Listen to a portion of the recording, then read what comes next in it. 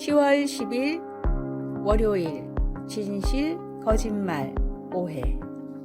2018년 야구 시즌에 시카고 컵스 코치가 더가웃 옆에 앉아있는 소년에게 야구공을 주려고 공을 던졌지만 어떤 한 남자가 그 공을 잡아챘습니다. 이 영상이 순식간에 퍼지면서 뉴스 매체와 소셜미디어들은 그 남자의 행동을 비난했습니다. 하지만 이 영상을 봤던 사람들은 그 전후 사정을 알지 못했습니다. 초반에 이 남자가 파울 타구 공을 잡아서 소년에게 줬고 또다시 그쪽으로 오는 공들이 있으면 서로 나눠 갖기로 약속했던 것입니다. 안타깝게도 24시간이 지나서야 이런 사실이 알려졌습니다. 시청자들이 이미 무고한 사람을 나쁜 사람으로 만들어 해를 가한 뒤였습니다. 우리는 부분적인 정보만 가지고 모든 사실을 아는 것처럼 생각할 때가 너무 많습니다. 현대의 문화 속에서는 전체 이야기를 다 들어보지도 않고 극적인 영상과 선동적인 트윗의 단편만 가지고 사람들을 매도하기 쉽습니다.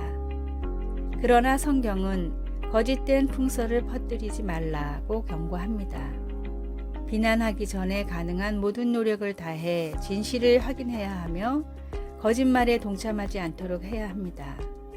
우리는 감시자 정신이 발동하거나 열정이 불붙어 심판의 물결이 요동칠 때마다 조심해야 하며 다수를 따라 악을 행하지 않도록 우리 스스로를 지켜야 합니다.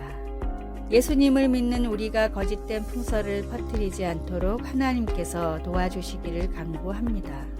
우리가 지혜를 드러내고 오직 진실만을 말하도록 하나님께서 우리에게 필요한 것들을 공급해 주시기를 소원합니다. 말씀, 너는 거짓된 풍설을 퍼뜨리지 말며 악인과 연합하여 위증하는 증인이 되지 말며.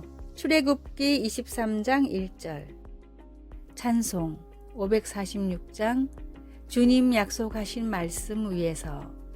기도, 하나님, 세상의 일들이 너무 빨리 진행되어 무엇이 사실인지 알기가 어렵습니다. 경청하고 주의를 기울이고 진실만을 말할 수 있도록 도와주소서. 예수님의 이름으로 기도드립니다. 아멘.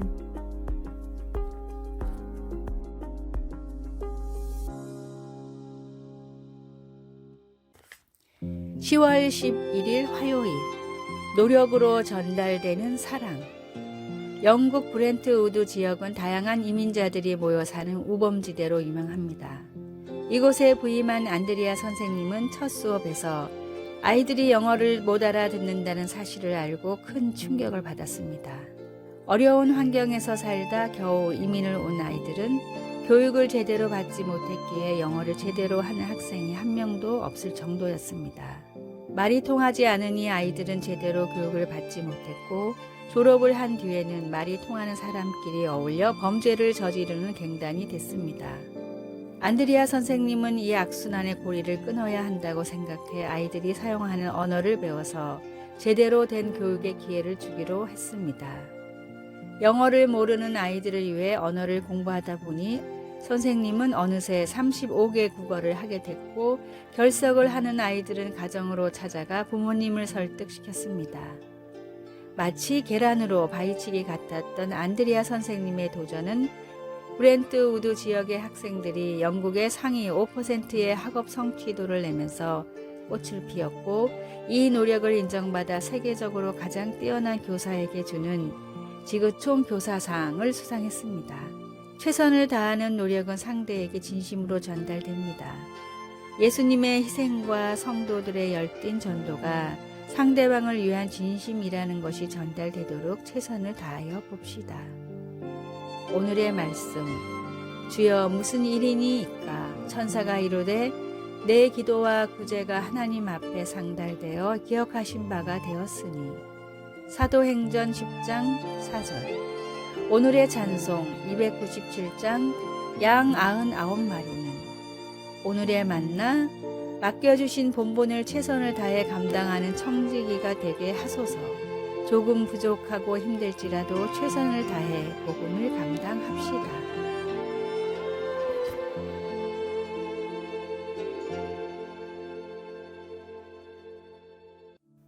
(10월 12일) 수요일.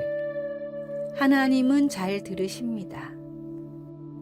가정에서 사용하는 스마트 기기들에 내재되어 있는 음성 보조 장치는 가끔씩 우리가 하는 말을 잘못 알아듣습니다. 6살 된 어린아이가 집에 있는 새로운 기기에 대고 과자와 인형집에 대해 얘기했는데 나중에 아이 엄마는 과자와 인형집이 배달되고 있다는 이메일을 받았습니다. 런던의 어떤 가정에서는 주인이 온라인으로 물건을 사본 적이 전혀 없었는데 말하는 앵무새가 주인 모르게 금으로 된 선물 박스 패키지를 주문한 일도 있었습니다. 또 어떤 사람은 기기에게 거실 불을 켜라고 했더니 방은 없습니다 라는 대답을 들었습니다.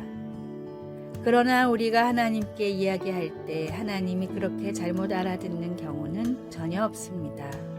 하나님께서 결코 혼동하지 않으시는 이유는 우리 마음을 우리보다 더 잘 아시기 때문입니다. 성령님은 우리의 마음을 살필 뿐만 아니라 하나님의 뜻도 이해하십니다. 바울 사도는 로마에 있는 교회들에게 하나님께서 우리를 성숙시켜 그분의 아들 예수님을 더욱 닮게 하겠다는 그분의 선한 목적을 이루시겠다고 약속하신다고 말했습니다. 우리의 연약함 때문에 우리가 성장하기 위해 무엇이 필요한지 모를 때조차도 성령님은 하나님의 뜻에 따라 우리를 위해 기도하십니다. 하나님께 어떤 말을 해야 할지 고민되고 무엇을 어떻게 기도해야 할지 모르겠습니까? 속마음을 진심으로 말해 보십시오. 성령님은 하나님의 목적을 이해하고 그것을 이루실 것입니다. 말씀, 우리가 알거니와 하나님을 사랑하는 자에게는 모든 것이 합력하여 선을 이루느니라. 로마서 8장 28절. 363장 내가 깊은 곳에서 기도, 하나님 감사합니다. 그런 하나님을 그리고 다른 많은 이유로 하나님을 사랑합니다. 제 생각을 하나님께 표현하면 하나님께서 이해하신다는 것을 믿을 수 있도록 도와주소서. 아멘.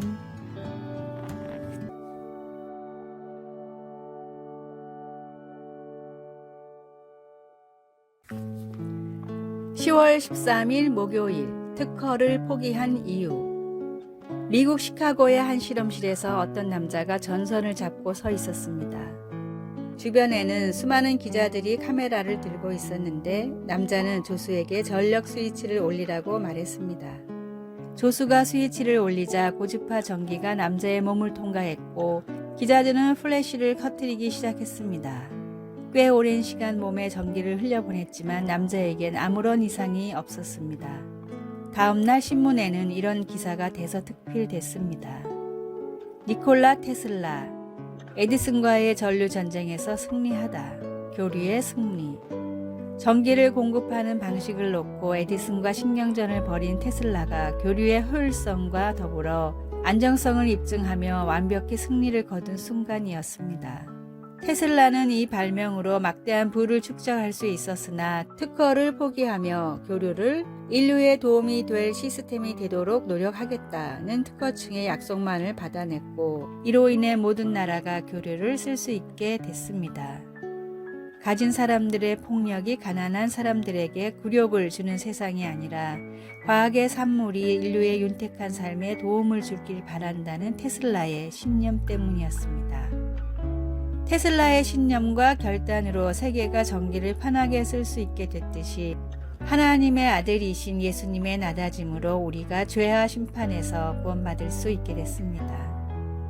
끝까지 포기하지 않으시는 하나님의 귀한 사랑의 가치를 마지막까지 잊지 마십시오. 오늘의 말씀, 맡은 자들에게 주장하는 자세를 하지 말고 양무리의 본이 되라. 베드로전서 5장 3절. 오늘의 찬송 283장 나 속죄함을 받은 후. 오늘의 만나 세상에서 가장 귀한 하나님의 사랑을 느끼며 살아가게 하소서. 독생자를 주실 정도로 나를 뜨겁게 사랑하신 주님을 높입시다.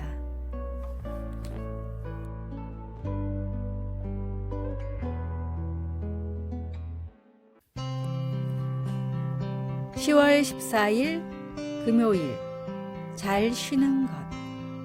시계가 새벽 1시 55분을 깜빡이고 있었습니다. 늦은 밤에 나누었던 문자 대화가 계속 생각나 잠이 오질 않았습니다. 실타래처럼 엉켜있는 이불을 풀어 가만히 소파에 펼치고 다시 잠드는 요령을 네이버에서 찾아보았지만 하지 말아야 할 것들에 대한 정보만 눈에 띄었습니다. 낮잠 5분을 자거나 카페인을 섭취하지 말라거나 늦은 오후에 운동을 해서는 안 된다 등등 말입니다. 태블릿으로 계속 읽어가는데 늦은 시간까지 스크린 타임을 가져서는 안 된다는 팝업도 보게 되었습니다. 잘 쉬기 위해서는 이렇게 하지 말아야 할 일들이 있습니다. 구약에서는 하나님이 휴식을 위해 안식일에 하지 말아야 할 규칙들을 주셨고 신약에서는 예수님이 새로운 길을 제시해 주셨습니다. 예수님은 규칙들을 강조하시기보다는 제자들에게 그들과의 관계를 강조하셨습니다. 수고하고 무거운 짐진 자들아 다 내게로 오라. 내가 너희를 쉬게 하리라. 이전 구절에서 예수님은 주님이 우리에게 보여주신 하나님 아버지와 하나라는 지속적인 관계를 언급하셨습니다. 예수님이 하나님 아버지로부터 지속적으로 누리셨던 도움을 우리도 똑같이 경험할 수 있습니다. 잠을 방해하는 활동들은 피하는 게 현명하지만 그리스도 안에서 잘 쉬는 것은 규칙보다는 관계와 더 관련이 있습니다. 우리는 읽던 것을 끄고 내 마음의 짐을 예수님의 내게로 오라고 초대하는 베개 위에 내려놓아야 합니다. 말씀, 수고하고 무거운 짐진 자들아 다 내게로 오라. 내가 너희를 쉬게 하리라. 마태복음 11장 28절. 찬송 287장 예수 앞에 나오면.